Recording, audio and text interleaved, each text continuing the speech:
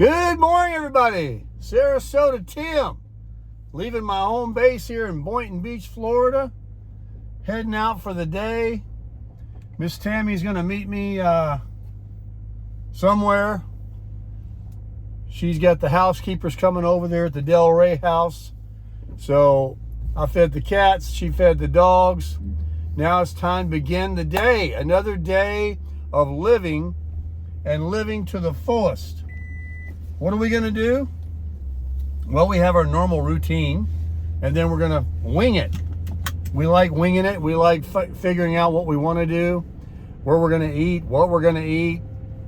It's just making videos, just living life.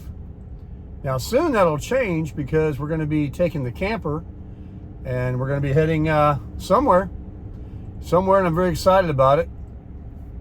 I've watched so many YouTube videos on this crusher, and it is definitely going to crush the ability to pull that little wolf pup without any problem. I mean, if I want to go to the Colorado's mountains, to the highest peak they got, I can do it because I got 10,100 pounds towing capacity availability. And when you watch these videos about it, they talk about, oh, well, you're only supposed to use 80% of what the rating is. And some say, you know, that's just to be conservative. The manufacturers are just trying to protect themselves. You can tow a lot more than that. But here's what I do know. I got a 3,000 pound trailer that I can put 1,000 pounds in. I've got a truck that says I can put 1,500 to 1,700 pounds inside of it, or on the bed, and still got thousands of pounds left to yank that baby.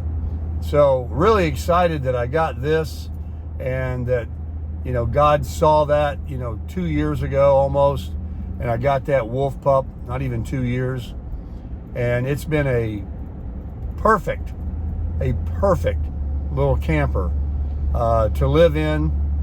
And now that I've put new shoes on her, which is all she really needs to roll down the road, and some grease in the bearings,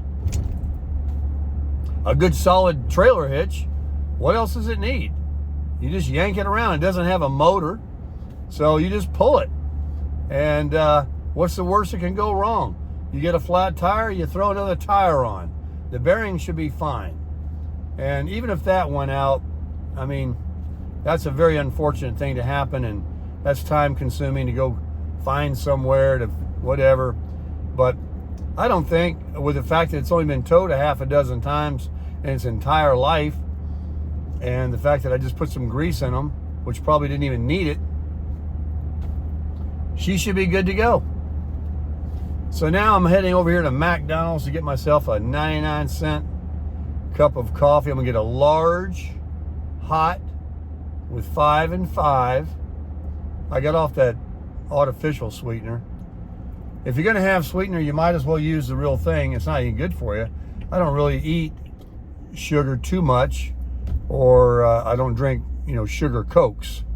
And the Diet Cokes I know are terrible. I'm going to try and give those up.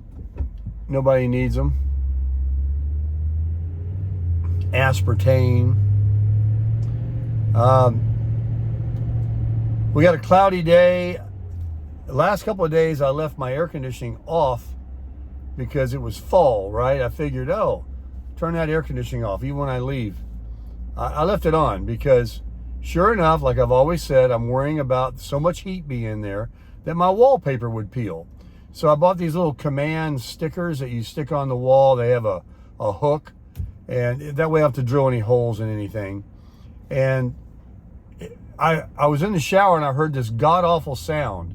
I thought someone was trying to come in the door. And I'm yelling out the shower, who is it? What is it?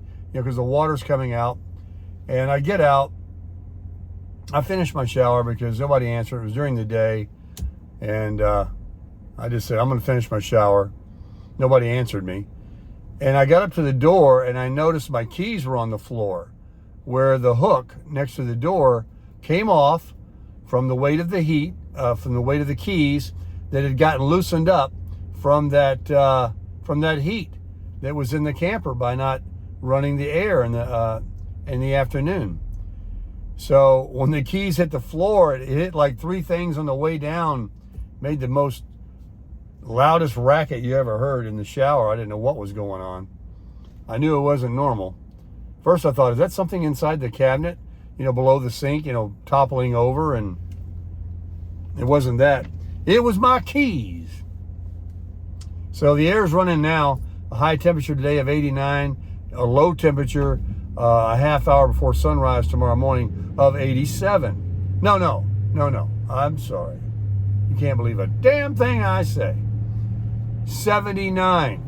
Just below 80 degrees, about a half hour before sunrise tomorrow morning. We'll get down to 80. So, South Florida, man, forget fall, until January, you don't see any cooler weather.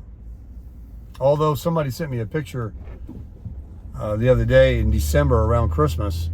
Everybody was in the backyard back there with a fire going because it was really cold. So yeah, it can happen. It can happen for a day or two. And then we bring out those rear hangers. You know what those rear hangers are, don't you? Those jackets that we never see. They're in the rear of the closet, hanging on a hanger. We bring them out and we crush it.